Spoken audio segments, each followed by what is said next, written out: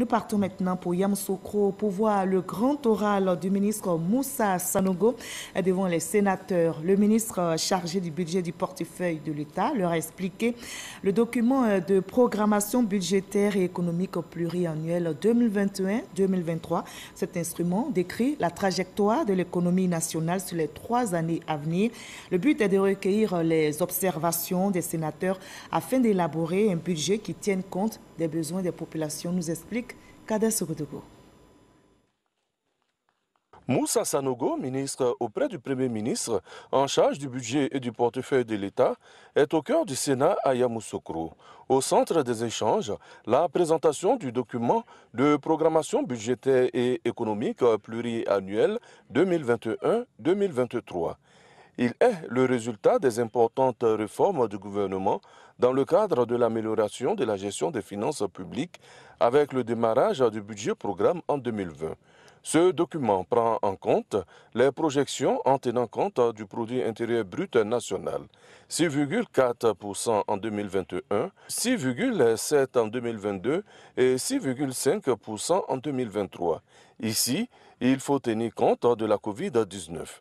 Ainsi, le budget de l'État de Côte d'Ivoire en 2020 va s'établir à 8 629 milliards, 9 129,8 milliards en 2022 et 9 916,3 milliards en 2023. Des budgets axés sur les ressources intérieures.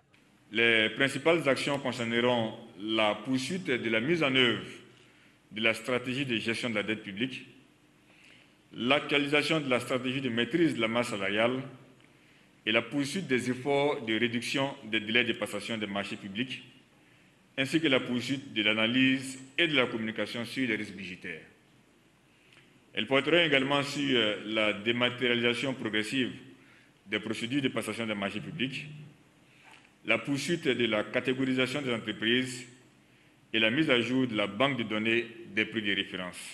D'un point de vue général, les prévisions financières pour la Côte d'Ivoire présentent de bonnes perspectives malgré la COVID-19. Les finances publiques ivoiriennes restent donc dynamiques. On a quand même nos ressources qui vont continuer de s'accroître et que l'État saura bien l'utiliser, notamment en faisant les investissements qu'il faut, en apportant des ressources complémentaires au personnel, et puis en ayant une gestion bien contenue, bien maîtrisée de la dette.